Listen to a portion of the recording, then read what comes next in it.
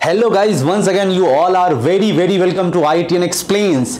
तो जैसा कि गाइज आप इस वीडियो का थंबनेल देख के समझ ही गए होंगे, कुछ बहुत ही यूनिक होने जा रहा है। गाइज काफी लंबे टाइम से मैं सोच रहा था, मैं आपको वीडियोस दे तो रहा हूं, पर एक कंसिस्टेंसी नहीं है हमारे चैनल पे। तो हमने एक नई शुरुआत की है। मैं ऑफिशियली बोलना चाह रहा हूं IITN एक्सप्लेन चैनल पे कि आज के बाद से आपको राइट नाउ इस वीडियो से लगातार अक्टूबर तक डेली एक वीडियो आएगा। जी हां, डेली सुबह सुबह 10 to 15 minute dose of chemistry from IITN explains. ये लगातार चलेगा, डेली आपको एक वीडियो मिलेगी IITN एक्सप्लेन्स के साथ, कंप्लीट कंसिस्टेंसी के साथ। जब मैं ये वीडियो आपको दे रहा हूं तो हमारे पास मोर देन 5 वीडियोस पहले ही बन चुके हैं। तो डेली मैंने शेड्यूल कर दिया, आपको डेली एक वीडियो IITN एक्सप्लेन्स के पास आएगी बूम बूम कॉन्सेप्ट के साथ, जो कि बहुत ही ज्यादा रिजल्ट ओरिएंटेड होगी जेईई मेंस, एडवांस और मेडिकल एंट्रेंस एग्जामिनेशन पे। तो गाइस आप इस वीडियो को शुरू से लास्ट तक देखना, छोटी छोटी वीडियो है, डेली आएगी 24 घंटे में एक वीडियो, और रियली मुझे पता है ये आपके लिए बहुत हेल्पफुल और बहुत ही बेनिफिशियल होगा। पूरी एनर्जी, जोश, जुनून, रिदम के साथ इस वीडियो को स्टार्ट करते हैं। Let's start.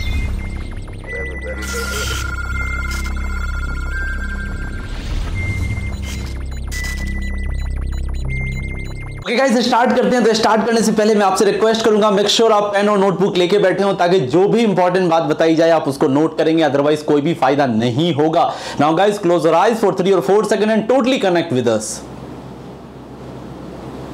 जुड़ गए हमारे साथ, मेरी और आपकी एनर्जी लेवल बिल्कुल सिंक्रोनाइज हो चुकी है, एक बहुत ही कंस्ट्रक्टिव आउटपुट आएगा। तो चलिए स्टार्ट करते हैं। ओके गाइस, स्टार्ट करते हैं। बहुत ध्यान से देखिए, बहुत ही क्लासिकल सवाल है जो कि अक्सर जेईई मेंस, एडवांस और मेडिकल एंट्रेंस एग्जामिनेशन में नजर आ सकता है, और स्टूडेंट तो छोड़े, टीचर भी गलती करते हैं इस वर्ड को लेके, जो कि आपको क्लियर दिख पा रहा है, डी ऑर्बिटल रेजोनेंस। ठीक है, D orbital resonance is not observed in. अगर गाइस ब्रॉड सेंस में बात करेंगे तो डी ऑर्बिटल रेजोनेंस बोले तो back bonding with D orbital. यही अगर आपका मानना है तो गलत करोगे इस सवाल को।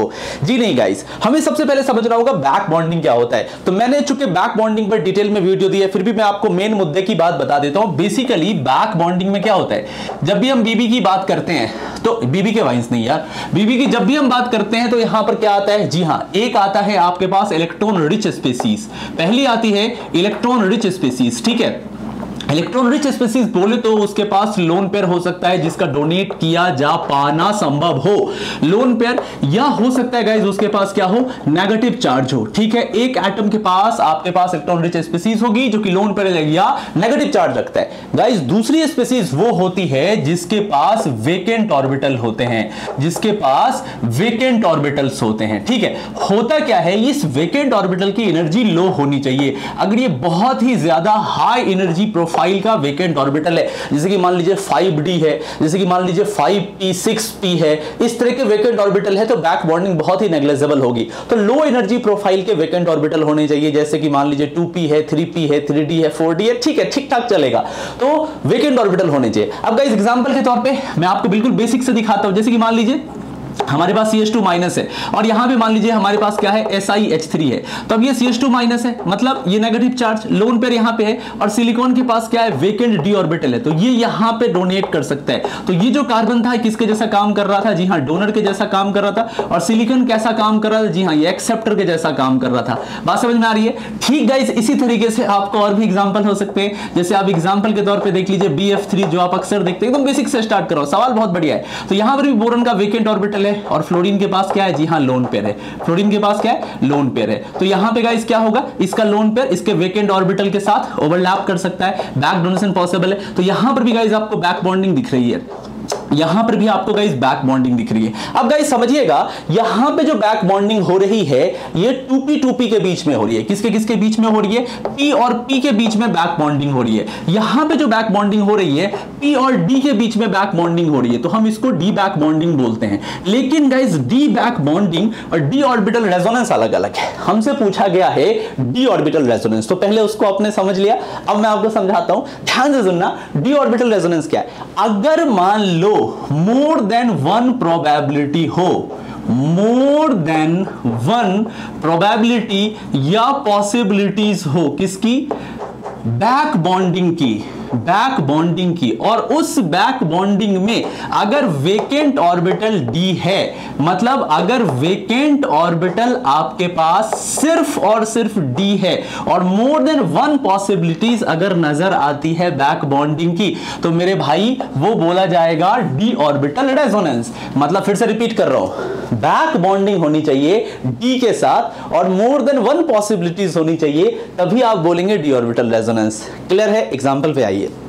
सबसे पहला NSiH3, तो देखो ये रहा नाइट्रोजन और ये रहा आपके पास SiH3, पहला हाइड्रोजन, दूसरा हाइड्रोजन, तीसरा हाइड्रोजन, SiH3, पहला हाइड्रोजन, दूसरा हाइड्रोजन, तीसरा हाइड्रोजन, यहां से SiH3, पहला, दूसरा, तीसरा। ठीक, अब देखो नाइट्रोजन के पास क्या है? लोन पेयर है, और सिलिकॉन के पास क्या है? वेकेंट d ऑर्बिटल है ना, वेकेंट d ऑर्बिटल। देख लो ये रहा इसका वेकेंट d ऑर्बिटल, तो यहां से बैक डोनेशन हो सकता है। अब समझो, सबसे पहली बात, बैक बॉन्डिंग हो रही है, हाँ जी। सिलिकॉन का कौन सा ऑर्बिटल पार्टिसिपेट कर रहा है? d orbital. More than one possibilities है, हाँ जी। इसका लोन पेयर इसमें भी जा सकता है, इसमें भी जा सकता है, इसमें भी जा सकता है, तो यहां से जी हाँ d ऑर्बिटल रेजोनेंस होता हुआ नजर आ गया, तो पहला मुन्नू हमारा पास हो गया। आगे आते हैं SiH3 NCS। अब देखो इसमें क्या है, ध्यान से देखना, ये है SiH3, ये रहा Si, मैं समझाने के लिए दिखा रहा हूं, यहां से H, यहां से H और यहां से N, double bond C, double bond S, और इसका क्या है? लोन पेयर है ना। अब गाइस देखो यहां पर पहली बात बैक बॉन्डिंग हो रही है, आपको लगेगा जी हाँ बैक बॉन्डिंग हो रही है, लेकिन गाइस मैंने स्टूडेंट तो क्या कई जूनियर टीचर्स को देखा है गलती करते हुए, ये लोन पेयर इसके साथ जा रहे हैं तो d के साथ जा रहा है तो d ऑर्बिटल रेजोनेंस हो गया। जी नहीं, this is not d orbital resonance, this is back bonding, this is back bonding, pd back bonding है, बट गाइस ये बिल्कुल भी नहीं d ऑर्बिटल रेजोनेंस है, बिकॉज सिर्फ और सिर्फ इसके साथ ही ओवरलैपिंग हो रही है। There is only one possibilities, और मोर देन वन पॉसिबिलिटीज जब तक नहीं होगी d ऑर्बिटल रेजोनेंस को IUPAC बोलने की इजाजत आपको नहीं देता है। सो यहां पे सिर्फ और सिर्फ क्या हो रहा है? जी हां बैक बॉन्डिंग हो रहा है, d ऑर्बिटल रेजोनेंस यहां पे नहीं है। CCl3- बहुत ही बढ़िया, बहुत ही खूबसूरत है। आप इसको क्लोरोफॉर्म के केस में देखते हैं, बहुत ही लाजवाब एनायन है। जब आप क्लोरोफॉर्म से हाइड्रोजन हटाते हैं तो जो कंजुगेट बेस बनता है दैट इज CCl3-, और ये CCl3- क्लोरीन के -I और बैक बॉन्डिंग की वजह से कमाल का रेजोनेंस स्टेबलाइज्ड होता है, और इस रेजोनेंस स्टेबलाइजेशन को d ऑर्बिटल रेजोनेंस बोलते हैं। आपने पढ़ा होगा, आज आप देखने जा रहे हो। देखो ये रहा C, यहां से रहा Cl, this is Cl, this is Cl, this is Cl and this is lone pair. ठीक है, ये रहा आपका chlorine, vacant orbital, vacant orbital, vacant orbital. एक तो क्लोरीन -I लगा रहा है, साथ ही साथ ये वेकेंट d ऑर्बिटल की वजह से यहां पे d ऑर्बिटल रेजोनेंस हो रहा है, तो बैक बॉन्डिंग हो रही है, d के साथ हो रही है, मोर देन वन पॉसिबिलिटीज है। कितनी? 3 पॉसिबिलिटीज है। जी हां, ये मुन्नू हमारा पास हो गया। Again d orbital resonance. आगे बढ़ते हैं PF3, चलिए देख लेते हैं PF3 में क्या होता है। तो ये रहा गाइस आपका P, यहां से रहा आपका F, यहां से रहा F, यहां से रहा F। ठीक है, अब आपको पता है फास्फोरस के पास वेकेंट 3d ऑर्बिटल्स होते हैं, और ये रहा फ्लोरीन के लोन पेयर, ये रहा फ्लोरीन के लोन पेयर, फ्लोरीन का लोन पेयर इसके वेकेंट ऑर्बिटल में, वेकेंट ऑर्बिटल में, वेकेंट ऑर्बिटल में जा सकता है। तो d की पार्टिसिपेशन हो रही है, हाँ जी। बैक बॉन्डिंग हो रहा है, हाँ जी।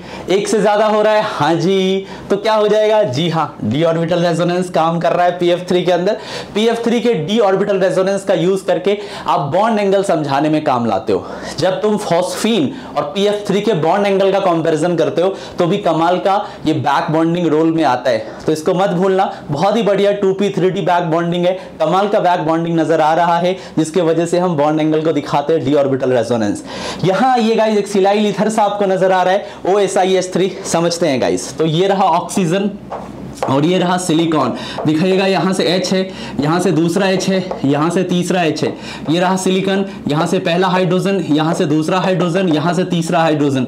ध्यान से देखिए यहां पे लोन पेयर है, एक लोन पेयर, दूसरा लोन पेयर। तो गाइस पॉसिबिलिटीज है अगेन, ये रहा सिलिकॉन, ये रहा सिलिकॉन, और सिलिकॉन के वेकेंट ऑर्बिटल्स हैं। देखो अब अगर मैं बैक डोनेशन की बात करूं, इस तरफ भी बैक डोनेशन हो सकता है, इस तरफ भी बैक डोनेशन हो सकता है, तो दोनों तरफ बैक बॉन्डिंग हो सकती है। Again more than one probability है। अब ऐसा तो है नहीं कि कोई लोन पेयर फिक्स है, मतलब इसने कसम खा रखी है कि हम इसी वाले SiH3 के साथ जाएंगे, उसके साथ नहीं जाएंगे, ऐसा तो कुछ है नहीं ना। कोई भी लोन पेयर किसी भी सिलिकॉन के वेकेंट ऑर्बिटल को चूज कर सकता है। तो again more than one probability की, मोर देन वन क्या क्या more than one? Back bonding की पॉसिबिलिटी नजर आ रही है। तो अगेन आपके पास क्या हो गया? OSiS3 भी पास हो गया। CCl2 सिंगलेट, ये वो है जो आपका सवाल गलत करवाने की क्षमता रखता है। CCl2 singlet carbene. अब आप सोच रहे होगे ये किस चिड़िया का नाम है? दिखाता हूं गाइस। ये रहा C, यहां से रहा Cl, यहां से रहा Cl, और ये रहे इसके पेयर्ड इलेक्ट्रॉन, और ये रहा इसका वेकेंट ऑर्बिटल। गाइस ये सिंगलेट कार्बीन है, और इसको आप अपने सिलेबस में RTR के अंदर जब आप फिनॉल पढ़ते हैं ना, तो वहां पे आपको जब क्लोरोफॉर्म और KOH लेते हैं तो अल्फा एलिमिनेशन होता है और सिंगलेट कार्बीन बनता हुआ नजर आता है। अब वो सिंगलेट कार्बीन जो होता है काफी स्टेबलाइज होता है बिकॉज ऑफ बैक बॉन्डिंग, ये तो हमें पता होगा। लेकिन तुम्हें लग रहा होगा जी हाँ वेकेंट ऑर्बिटल भी है, लोन पेयर भी है, हो जाएगा सब कुछ। गलत सोच रहे हो। एक्चुअली गाइस जब मैंने आपको डोनर और एक्सेप्टर का फंडा समझाया था तभी मैंने क्लियर कर दिया था क्या कि डोनर और एक्सेप्टर को वाइडली चूज, मतलब बहुत सोच समझ के चूज करना। ये सिंगलेट है, और गाइस यहां पे जो डोनर है ना ये क्लोरीन है। यहां पे डोनर एटम जो है वो क्लोरीन है और एक्सेप्टर कार्बन है। कार्बन के खाली ऑर्बिटल्स जो हैं इसमें क्लोरीन का लोन पेयर जाता है, ना कि उल्टा होता है। अब आप बोलोगे कि ये लोन पेयर है। गाइस आपको एक बात बता दूं, अगर आप IUPAC पढ़ेंगे तो आपको पता चलेगा लोन पेयर और पेयर्ड इलेक्ट्रॉन के बीच में एक बड़ी बारीक सी लाइन है कि कब पेयर्ड इलेक्ट्रॉन को लोन पेयर बोल देते हैं। Guys this is not lone pair, this is paired electron, because इस कार्बन का ऑक्टेट कंप्लीट नहीं है। अगर मैं आपको बोलता हूं अमोनिया तो आप बोल सकते हो कि अमोनिया का ये लोन पेयर है बिकॉज नाइट्रोजन का ऑक्टेट कंप्लीट है। अगर इस तरह का इलेक्ट्रोफाइल या इलेक्ट्रॉन डेफिशिएंट कंपाउंड आपको नजर आता है तो आप इसको नहीं बोल सकते हैं कि ये लोन पेयर, ये पेयर्ड इलेक्ट्रॉन है और ये पार्टिसिपेट नहीं करते हैं। ये हाइब्रिड ऑर्बिटल में है, ये sp2 हाइब्रिड ऑर्बिटल में है, ये बैक बॉन्डिंग में पार्टिसिपेट नहीं करेगा। क्लोरीन के इलेक्ट्रॉन इसके वेकेंट ऑर्बिटल में पार्टिसिपेट करते हैं। अब बोलोगे हो गया? नहीं हुआ, बिकॉज डी ऑर्बिटल रेजोनेंस में तो वेकेंट डी ऑर्बिटल पार्टिसिपेट करते हैं ना। यहां बैक बॉन्डिंग जरूर हो रही है, बट क्या यहां डी का कोई इन्वॉल्वमेंट है? क्या चेहरे पे मुस्कान आ गई होगी, अरे गुरुजी मचा दिया। क्या यहां पे किसी भी तरह का डी ऑर्बिटल का इन्वॉल्वमेंट है? आंसर है नहीं, यहां कोई डी लग ही नहीं रहा है। यहां तो इसका लोन पेयर इसके वेकेंट 2p ऑर्बिटल्स में जा रहा है, तो यहां पे तो डी का इन्वॉल्वमेंट ही नहीं है।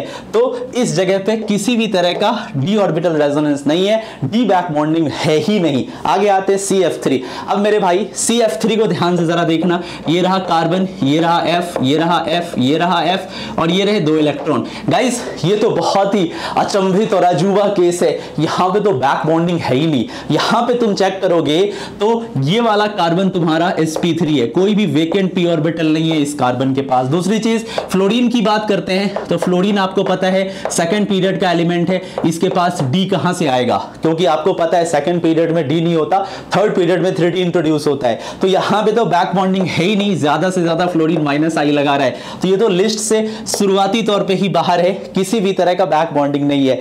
NGEH3 बहुत बढ़िया है गाइस। अगेन ये आपके पास नाइट्रोजन है, ये आपके पास GEH3 है, ये आपके पास GEH3 है, ये आपके पास GEH3 है। जी हाँ गाइस, यहां पर भी एक हल्की सी कमजोर सी back bonding D orbital resonance role में आ सकती है, या जर्मेनियम के वेकेंट डी ऑर्बिटल के साथ डी ऑर्बिटल रेजोनेंस हो सकता है। तो ये भी पास हो गया। CBH2 का थ्राइस, बहुत ही बढ़िया सवाल, बहुत ही कमाल का सवाल, और गलती होने के हाईएस्ट चांसेस हैं। देखिए ये है C, यहां से है B, यहां से H, यहां से है B, यहां से है H, यहां से है B, और यहां से है H, और यहां पे गाइस पेयर्ड इलेक्ट्रॉन है और नेगेटिव चार्ज है। जी हां गाइस, बिल्कुल सही सोच रहे हो। बोरॉन के पास वेकेंट p ऑर्बिटल्स हैं, बोरॉन के पास वेकेंट p ऑर्बिटल्स हैं। नेगेटिव जा सकता है, नेगेटिव जा सकता है, नेगेटिव बैक बॉन्डिंग कर सकता है, बट यहां पे ना तो कार्बन के पास वेकेंट d ऑर्बिटल होते हैं, ना तो boron being second period element इसके पास किसी भी तरह का डी ऑर्बिटल नहीं होता है। तो यहां पे बैक बॉन्डिंग जरूर हो रही है, बट वो बैक बॉन्डिंग 2p टाइप है, डी का कोई भी इन्वॉल्वमेंट ही नहीं है। तो डी का इन्वॉल्वमेंट ही नहीं है तो फिर कहां से होगा? क्या डी ऑर्बिटल रेजोनेंस फेल हो गया। NSiH3 SiM। लास्ट हमारे पास एक बचता है, ये देखिएगा क्या है, ये हमारे पास रहा N, ध्यान से देखिए ये रहा SI, Me3 दो बार था ना, हाँ Me3 दो बार था, मतलब Me का मतलब मिथाइल, एक मिथाइल, दो मिथाइल, तीसरा मिथाइल, यहां से SI, एक मिथाइल, 2 मिथाइल, तीसरा मिथाइल, यहां से आ जाइए SI, यहां से एक हाइड्रोजन, एक हाइड्रोजन, एक हाइड्रोजन, मतलब एक SiH3 था और SiMe3 2 बार था। तो देखो गाइस यहां पे क्या होगा, ध्यान से देखना, नाइट्रोजन के लोन पेयर है, सिलिकॉन का वेकेंट ऑर्बिटल, सिलिकॉन का वेकेंट ऑर्बिटल, सिलिकॉन का वेकेंट ऑर्बिटल। जी हां गाइस, ये लोन पेयर इस 3D में भी जा सकता है, इस 3D में भी जा सकता है, इस 3D में भी जा सकता है। तो मोर देन 1 पॉसिबिलिटीज है और डी ऑर्बिटल रेजोनेंस का। तो जी हां गाइस, मोर देन 1 पॉसिबिलिटीज है। तो देखिए 1 2 3 4 5 6, तो इसका करेक्ट आंसर आया गाइस 6। अगर आपका आंसर 6 आया हुआ तो कॉन्ग्रेचुलेशंस, आप सीख गए। अगर आपका आंसर 6 नहीं भी आया तो भी कॉन्ग्रेचुलेशन, आप कंसेप्ट सीख गए। तो दोनों हाथ में आपके लड्डू है, अगर सही हुआ तो भी बढ़िया, नहीं हुआ तो भी बढ़िया। तो गाइस ये कमाल का कॉन्सेप्ट था। तो आज का केमिस्ट्री डोज जो IITN एक्सप्लेन आपको देती है, डेली आपको ना हम थोड़ा थोड़ा डोज देंगे और आपको कुछ महीनों के अंदर 8 पैक की बॉडी बनवा देंगे आपकी दिमाग में। तो ये गाइस कमाल का कॉन्सेप्ट था डी ऑर्बिटल रेजोनेंस का, आप समझ गए। मैं फिर से रिपीट कर दूं, अगर मोर देन 1 पॉसिबिलिटीज हो बैक बॉन्डिंग की वेकेंट डी ऑर्बिटल के साथ तो डी ऑर्बिटल रेजोनेंस होता है, अदरवाइज आप सिर्फ बीबी बोले, बैक बॉन्डिंग बोले। मिलते हैं गाइस अगले वीडियो में एक नई एनर्जी जुनून के साथ। वीडियो को शेयर कर दीजिए, नए हो तो सब्सक्राइब कर लो और लाइक करके अटेंडेंस अपनी डाल दो। Thank you very much and have a nice day.